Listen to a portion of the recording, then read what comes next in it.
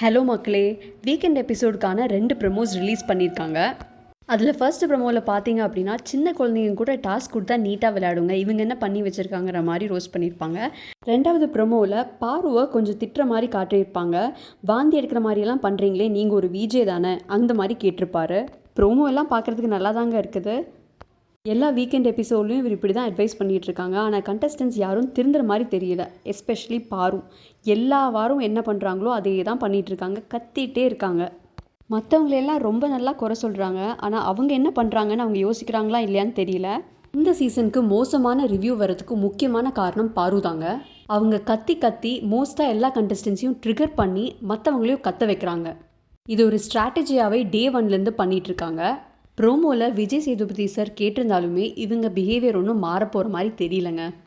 Maybe இந்த வாரம் Diwakar out ஆயிருந்தாங்கன்னா அதோட சீரியஸ்னஸ் கொஞ்சம் பாருவுக்கு மேபி புரியலாம். இப்போ வைல்ட் கார்டு கண்டஸ்டன்ஸ் உள்ளே வந்தோடனே பாரு கூட சேர்ந்துருக்காங்க இல்லையா, அங்கே குரூப்பிசம்க்கு அகெயின்ஸ்டாக பண்ண போகிறோம் அப்படின்னு சொல்லி இதுவே ஒரு பக்கா ஸ்ட்ராட்டஜிங்க. எனக்கு தெரிஞ்சு இந்த அன்பு கேங் குரூப்பாக யாரையுமே இது வரைக்கும் டார்கெட் பண்ணி எதுவுமே பிளான் பண்ணி பண்ணதில்லை.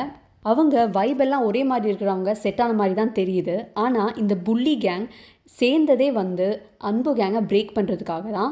நாமினேஷன் முதல் கொண்டு எல்லாமே பிளான் பண்ணி பண்ணுறாங்க. முன்னாடி இருக்கிற சீசன்ல எல்லாம் நாமினேஷனை பற்றி பிளான் பண்ணக்கூடாதுன்னு ஒரு ரூல்ஸ் இருக்கும். ஆனால் இந்த சீசனில் அந்த மாதிரி ரூல்ஸ் இல்லைன்னு நினைக்கிறேன். எல்லாருமே பிளான் பண்ணி யாரை தூக்குறோன்னு நினைக்கிறாங்களோ அதை கம்ப்ளீட்டாக பண்ணுறாங்க. இன்றைக்கி கனில் ஒரு வேளை எலிமினேட் ஆனாங்க அப்படின்னா அது இந்த கேங்கோட பிளானிங் தாங்க. அது ஃபேரான்னு கேட்டிங்கன்னா டவுட்டு தான்.